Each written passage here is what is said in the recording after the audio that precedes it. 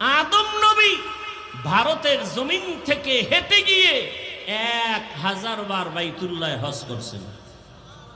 1000 বার বিমানে, স্টিমার, কেমনে, কয়বার? 1000 বারের মধ্যে 300 বার করেছেন বড় হজ, 700 বার করেছেন উমরাহ। কয়শো বার? 700 বার করেছেন উমরাহ। কোথার থেকে হেঁটে গিয়া? ভারতের ঘৃণা করেন কেন মিয়া? স্কুলের ছেলে চুরি করছে, ওরে যতমের মতো জুতার বাড়ি দাও, স্কুলকে খারাপ বলো কেন? কথা বলে না। ভারত থেকে নাপাক দূর করো। ভারত তো ওই জমিন যেই ভারতের রাজধানী দিল্লিতে আজও দাঁড়িয়ে আছে মুসলমানের ঐতিহ্য কুতুব মিনার। তুমি ভারতকে ঘৃণা করো কেন?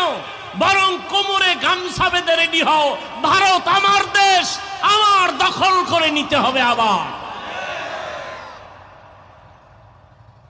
ভারতের কথা শুনলেই চুলকানি। কি আমি যে কয়টা কথা বললাম বানায় বলছি? কি মনে হয় আমরা ভারতের দালাল? হ্যাঁ, কি আজীব কথা। পাগলের পাগলামি। মোগলদের ইতিহাস জানানো ভারতে। গোটা দুনিয়াতে ইসলামের যত আলো জ্বলে, লিখো। রাজনীতির ময়দানে যত ইসলামের খেদমত চলে, দাওয়াত ও তাবলীগের লাইনে ইসলামের যত খেদমত চলে, পীর মুরিদের লাইনে যত ইসলামের খেদমত চলে, সব ইসলামের খেদমতের গোড়া দেওবন্দ ভারত। আর ভারতের নাম শুনলেই কয় দালাল। আমাদের রক্ত ঈমান ওখানে ঢুকানো।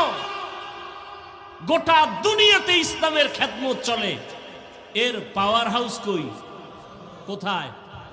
কোথায়? দেওবন্দ। একটা মায়ের সন্তান দুঃসাহস নাই দেওবন্দীদেরকে ওভারটেক করে নতুন ভাবে কোন ইসলামের বাতি জ্বালাবে, কথা বলবে, সাহস নাই। মোগলদের ইতিহাস ভারত, কুতুব মিনার দাঁড়ানো ভারত, দিল্লির শাহী জামে মসজিদের খতিব শাহ ওলিউল্লাহ মুহাদ্দিস দেহলভী, সেখানে নামাজ পড়ে আসছি। হাজী ইমদাদুল্লাহ মুহাজির মক্কি তরিকাতের লাইনে রশিদ আহমদ গঙ্গুহি, কোথায়? ভারতের কথা বলা যাবে না। রেডি হও, ভারতকে দখল করতে হবে। এটা আমার বাবার দেশ।